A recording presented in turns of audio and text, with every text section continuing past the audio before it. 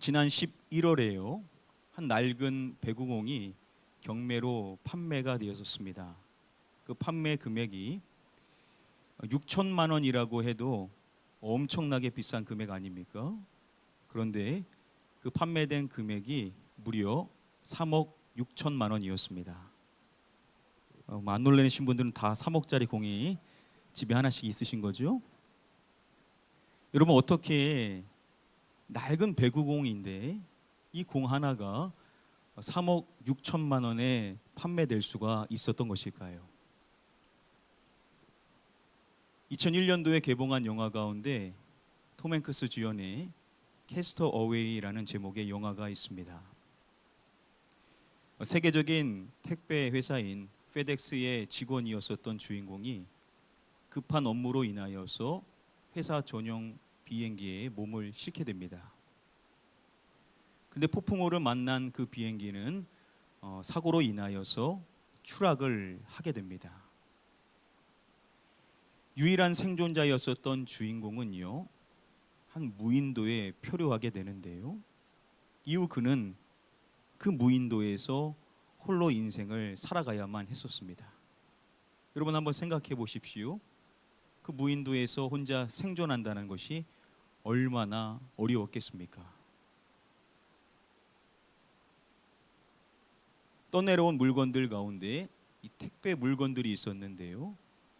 혹시나 해서 그것을 뜯어보는데 배구공과 같은 생존에 별 도움이 되지 않는 물건들이 많이 있었습니다.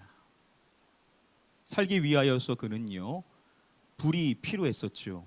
그래서 불을 어떻게든 지펴보려고 노력을 하는데 되지를 않는 겁니다.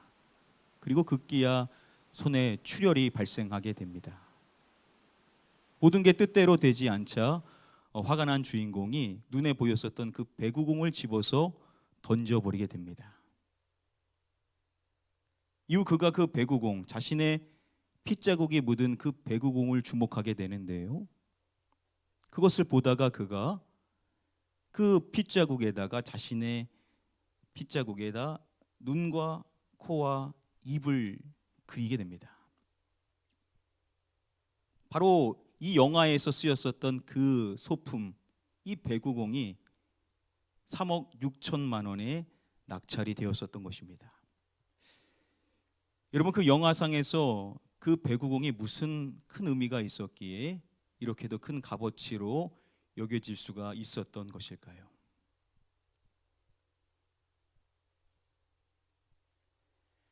그가 그 배구공에다가 얼굴을 그린 다음에 이름을 지어줍니다. 바로 윌슨이라는 이름을 지어주게 되는데요. 그리고 다시금 불을 지필 때 그가 자꾸만 윌슨을 쳐다봅니다. 그리고 무엇을 하냐면 대화를 하기 시작합니다. 그동안 대화라는 것을 하지 않았는데 자신이 이름 지어준 그 윌슨이 마치 사람인 것처럼 그와 대화를 시작하게 되었던 것입니다. 이후부터 이 주인공의 삶에 큰 변화가 찾아오게 됩니다. 그는 그 윌슨을요, 어디 가든지 늘 곁에 두고 그 윌슨과 끊임없이 대화를 합니다. 어떨 때는 격려의 말도 해주고 어떨 때는 격렬하게 싸움도 합니다. 사실 그 무인도에서의 인생의 삶에 많은 것들이 힘들었지만 그에게 가장 힘들었던 부분 중에 하나가 바로 이 외로움의 문제였었습니다. 누구도 말할 사람이 없고 누구도 생각을 공유할 사람이 없었던 그 극심한 외로움이 있었는데 이 윌슨이 생기자 그 외로움의 문제가 어느 정도 해소되어질 수가 있었던 것이었습니다. 4년의 시간이 지난 후에 다시금 그가 그 무인도를 탈출하는 시도를 하게 되는데요. 그 과정 가운데 그만 그 윌슨이 바다에 떠내려가게 됩니다. 이것을 뒤늦게 깨달았었던 주인공은 바로 그 물속으로 뛰어들게 됩니다. 그리고 어떻게든 그 윌슨을 구조하고자 하는데 이미 멀리 떠내려갔었던 윌슨을 건진다는 것은 불가능한 일이었습니다. 여기서 이 장면이 이 영화에서 아주 유명한 장면인데요. 20년 전에 저도 봤지만 여전히 생생한 장면이 이 장면입니다. I'm sorry! I'm sorry, Wilson! Wilson, I'm sorry! I'm sorry! Wilson! I can't! Wilson! Wilson! 윌슨을 눈물로 보냈었던 그는요, 뗏목으로 돌아와서 한동안 절규하는 모습을 보입니다. 4년이라는 그 외로움의 시간들 속에서 자신에게 유일한 동반자와 같은 존재였었던 그 윌슨이 더 이상 자신 곁에 없다라는 사실로 인하여서 그는 절규할 수밖에 없었던 것입니다. 바로 그 윌슨, 그 배구공이 이렇게도 큰 값어치로 사람들에게 여겨질 수 있었던 것은 그 영화상의 주인공에게 큰 의미가 있었기 때문이었던 것이죠.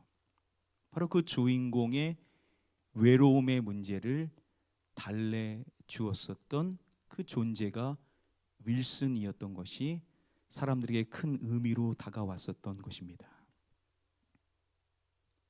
이 영화의 감독은요, 사람이 꼭 무인도에 표류해야만, 그곳에서 홀로 지내야만 외로움을 느끼는 것은 아니다라는 메시지를 던져줍니다. 모든 사람은요, 나의 옆에 있는 이 소중한 존재를 언젠가는 떠나 보낼 수밖에 없습니다. 언젠가는 이별을 할 수밖에 없는, 그래서 홀로 남겨지게 될 수밖에 없는 것이 모든 사람의 본질이라는 거죠.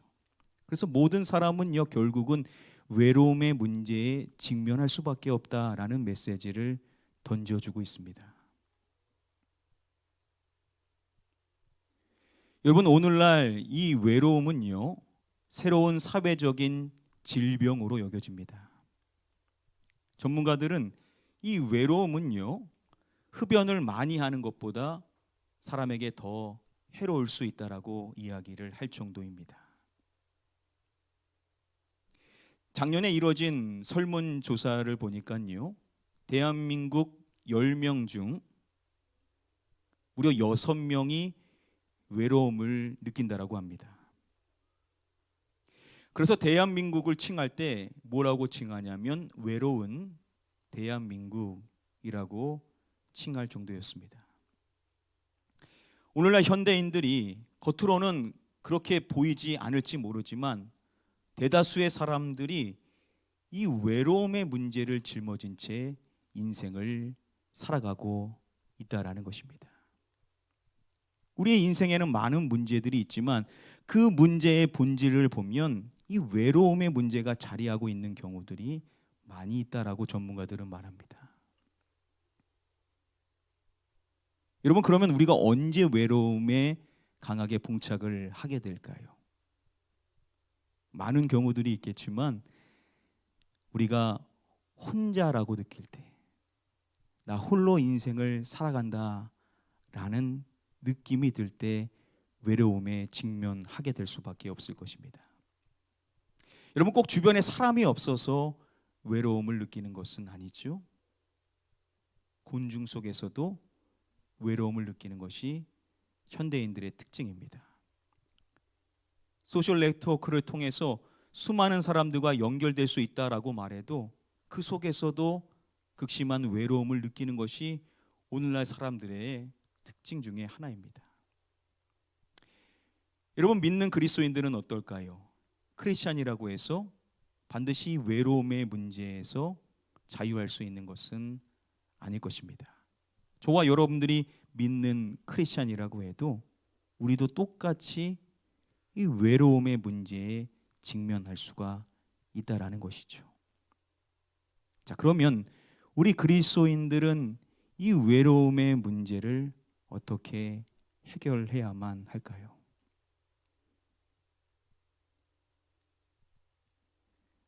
CCM 찬양 사역팀 가운데 We Love라는 찬양 사역팀이 있습니다.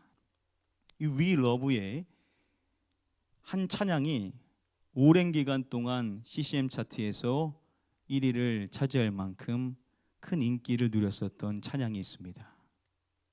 그 찬양은 이렇게 시작을 합니다.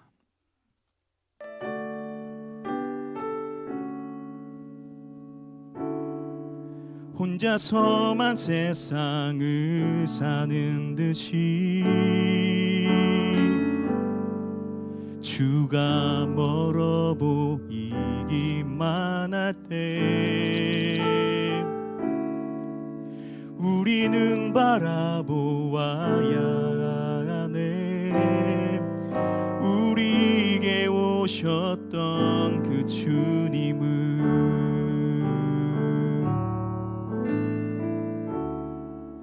혼자서만 세상을 사는 듯이 주가 멀어 보이기만 할 때 우리는 바라보아야 하네. 우리에게 오셨던 그 주님을. 이 찬양의 가사를 보십시오. 이렇게 시작을 하죠. 혼자서만 세상을 사는 듯이. 그리고 가사를 보시면 누가 멀어 보이기만 할 때라고 고백을 합니다. 주가 멀어 보이기만 할 때. 우리 믿는 그리스도인들에게 언제 홀로 인생을 사는 것과 같은 그 외로움의 문제가 다가오게 되냐? 바로 우리 주님이 멀게 느껴질 때, 우리 주님이 멀리 계신 것처럼 그렇게 멀리 보이기만 할 때 우리도 마치 홀로 인생을 살아가는 것과 같은 외로움의 문제에 직면하게 됨을 말하는 것입니다. 그리고 가사가 이렇게 이어지게 됩니다. 우리는 바라보아야만 하네. 그 주님을 바라봐야 된다라고 고백을 하는데요. 그 주님을 칭할 때 이렇게 칭하는 것을 주목해야 됩니다. 우리에게 오셨던 그 주님을 이라고 고백을 하죠. 자, 우리에게 오셨었던 그 주님, 바로 인간이 되신, 인간으로 오신 하나님이신 예수 그리스도를 칭하는 것이죠. 저와 여러분들은 우리에게 오신, 인간으로 이 땅에 오신 예수 그리스도, 그 하나님을 우리가 바라봐야 된다라고 고백을 하는 것입니다. 여러분, 왜 우리가 그 주님을, 인간으로 오신 하나님이신 예수 그리스도를 바라봐야만 하는 것일까요? 위로부의 이 찬양은요, 만들어진 배경이 있다라고 합니다. 그 배경은 너무나 안타까운 사고였었던 세월호 사고와 연관이 있다라고 합니다. 이 찬양을 작사 작곡한 분은 김강현이라는 분인데요. 그 사고 앞에 이러한 생각에 빠지게 됩니다. 하나님이 선하시다면 이런 사건은 있을 수 없다. 신학생인 이 김강현이라는 분이 하나님에 대한 강한 회의에 빠지게 된 것입니다. 하나님은 우리를 그저 유기하시는 분이신가? 이러한 생각에 빠지자 그가 큰 절망감을 느끼게 되었었습니다. 자, 그런데 어느 날 한 현수막의 내용을 보게 되는데요. 그 현수막은 세월호 사고로 인하여서 자녀를 잃었었던 한 부모님의 고백이었습니다. 내용은 위와 같습니다. 내가 하나님을 믿는 이유는 그분이 자식을 잃은 아픔을 겪으셨기 때문이다. 이 내용을 접했을 때 그가 강한 충격을 받게 되고 자신의 생각이 완전히 바뀌게 되었음을 고백합니다. 그리고 그가 깨달은 중요한 사실이 무엇이냐? 아, 나의 하나님은 어떠한 분이시냐? 하나님은 우리의 아픔과 고난을 공감하시는 분이시다 라는 사실을 깨닫기에 이릅니다. 위로부의 이 찬양의 제목은 다들 잘 아시는 것처럼 공감하시네라는 제목의 찬양입니다. 이 찬양의 후렴을 보시면 이렇게 가사가 이어지게 됩니다.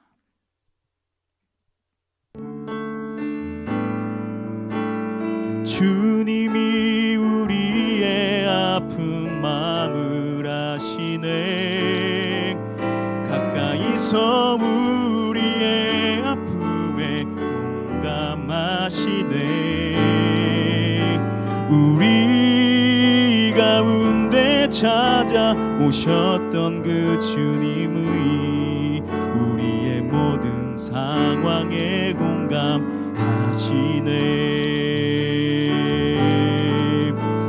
주님이 우리의 아픈 마음을 아시네.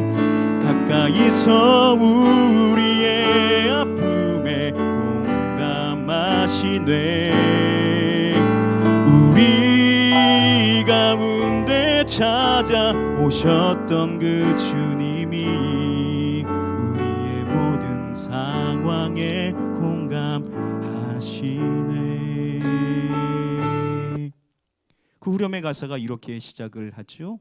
주님이 우리의 아픈 마음을 아시네. 멀리서가 아니라 가까이서 우리의 아픔에 이것 하시네 라고 고백을 하는 것입니다. 아픔에 공감하시네.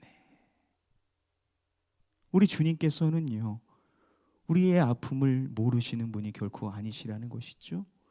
우리의 그 아픔을 가까이서 공감하시는 분이심을 고백하는 것입니다. 그리고 가사가 이렇게 이어지는 것입니다.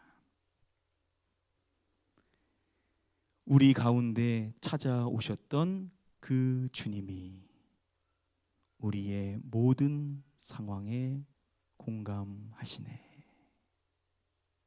우리 가운데 찾아오셨던 그 주님, 인간으로 오신 하나님이신 예수 그리스도를 말하는 것입니다. 그 예수 그리스도께서는 우리의 모든 상황에 공감하시는 분이심을 찬양을 통해서 고백하는 것입니다. 여러분, 이 사실을 우리가 어떻게 분명히 알 수가 있습니까? 오늘 본문의 말씀은 히브리서 4장 15절의 말씀을 보면 우리 주님이신 예수 그리스도를 이야기할 때 우리에게 이렇게 말씀해 주는 것입니다. 우리 함께 말씀을 한 목소리로 읽어보겠습니다. 우리에게 있는 대제사장은 우리의 연약함을 동정하지 못하실 이가 아니요 모든 일에 우리와 똑같이 시험을 받으신 이로되 죄는 없으시니라. 우리에게 있는 대제사장, 누구를 말씀하는 거죠? 예수 그리스도를 칭하는 것입니다. 우리의 대제사장이신 예수 그리스도를 말하고 우리를 이야기할 때 우리의 무엇함에 대해서 말씀해 주죠. 우리의 연약함을 말씀합니다. 연약함. 이 연약함이라고 번역이 된 이 헬라어 원어 아스데네이아라는 이 단어는 우리의 육체의 약함, 질병, 아픔, 나약함 등 우리가 가지고 있는 모든 연약함의 문제들을 총칭하는 단어로 볼 수가 있습니다. 자, 우리의 이 연약함을 이야기하고 우리의 이 연약함을 동정하지 못하실 이가 아니요 라고 말씀을 해줌으로써 우리의 대제사장이신 예수 그리스도께서는 우리의 그 연약함을 동정하시는 분이시다라는 사실에 대하여서 강조를 하는 것입니다. 여기서 이 동정이라는 이 단어의 의미는요, 직접 경험함으로써 같이 느끼는 것, sympathizing, 바로 공감을 의미하는 단어가 여기서 쓰인 이 동정이라는 단어입니다. 우리 주님이신 우리의 대제사장이신 인간이 되신 하나님이신 예수 그리스도께서는 우리의 연약함, 저와 여러분들이 짊어지고 있는 육신의 이 아픔, 약함, 질병, 우리가 느끼는 이 통증, 고통, 우리의 연약함의 문제, 나약함의 문제, 이 모든 것들을 우리 주님께서는 무엇 하시는 분이시냐? 직접 느끼셔서 그 아픔을 함께 나누시는, 공감하시는 분이시다라는 것입니다. 어떻게 그럴 수가 있으신 것인가? 하나님께서 인간이 되신 것입니다. 기적 중에 기적이죠. 이 성육신 사건이야말로 우리에게 있어서 가장 놀라운 사건이 아닐 수가 없습니다. 어떻게 하나님께서 우리와 같은 인간이 되실 수가 있으시냐라는 것이죠. 그런데 그렇게 인간이 되신 하나님 예수 그리스도께서는 우리가 짊어지고 있는 이 연약함의 문제, 우리의 육신의 약함, 우리의 질병, 그 아픔, 통증, 우리의 나약함, 이 모든 것들을 직접 느끼시는, 그리고 우리와 함께 그 아픔을 나누시고 공감하시는 주님이시라는 것입니다. 우리의 주님께서 저와 여러분들이 느끼고 있는 그 아픔, 그 고통, 우리의 육신의 그 질병의 어려움, 우리의 약함, 이 모든 것들을 함께 나누시고 아파하시고 공감하시는 분이시라는 사실은 우리는 확실히 믿어야만 될 줄 믿습니다. 이 공감하시네라는 찬양을 만든 이 김강현이라는 분이 이러한 이야기를 했습니다. 주님께서 우리의 상황과 고통과 아픔을 이해하시고 공감하시는 분이라는 사실이 저에게 정말로 소망이 됐고 참 위로로 다가왔다.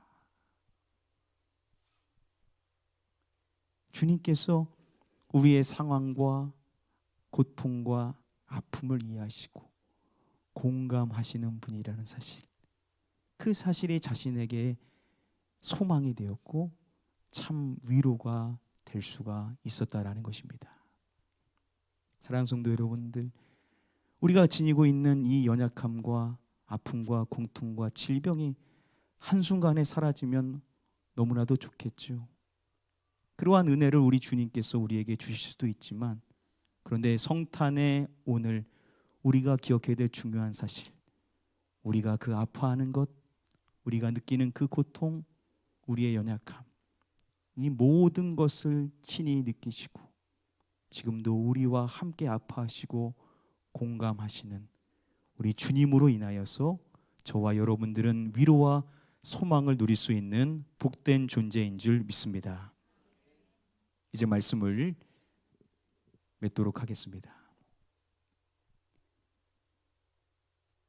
이 공감하시네라는 이 찬양, 이 유튜브 영상을 보니까요, 요즘 젊은 분들은 댓글에다가 자신의 진솔한 상황에 대하여서 다 이야기를 합니다. 여러 가지 글들 가운데 이러한 댓글을 주목하게 되었습니다. 공감하신다는 가사로 곡이 끝나지 않고 우리는 결국 주님을 바라보아야 하네로 끝나는 게 너무 은혜가 돼요. 요즘 제 삶이 예상한 대로 원하던 대로 흘러가지 않지만 이 상황을 곁에서 바라보시고 공감하실 주님을 생각하면 불평보다 감사가 앞서는 것 같아요 라는 고백을 볼 수가 있었습니다. 공감하시는 주님에 대한 그 고백과 더불어서 우리가 그 주님을 바라봐야 된다라는 그 가사가 은혜가 되더라는 겁니다. 비록 자신의 현재의 삶이 뜻대로 이루어지지는 않지만, 그 답답한 상황 속에 있지만, 그럼에도 그 상황을 아시고 이해하시고 공감하시는 그 주님을 생각하니까 불평보다는 감사가 나오게 되더라는 것입니다. 저와 여러분들의 인생도 이러한 주님, 우리의 모든 아픔과 우리의 모든 고통과 우리가 가지고 있는 모든 연약함의 문제들, 우리의 그 놓여있는 모든 상황을 이해하시고 공감하시는 주님, 그 주님을 기억할 때 우리는 다시금 감사를 회복할 수 있는 존재가 될 줄 믿습니다.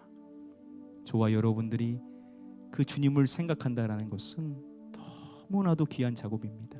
왜냐하면 그 주님은 우리와 똑같은 모습으로 이 땅에 오신 인간으로 오신 하나님이시기 때문에 내가 느끼는 그 모든 아픔을 분명하게 아신다는 것이죠. 그러니 내가 연약함의 문제를 가지고 있는 것을 그분께 전혀 숨길 필요가 없습니다. 내가 느끼는 이 감정을 그분께 감출 필요가 없다라는 것이죠.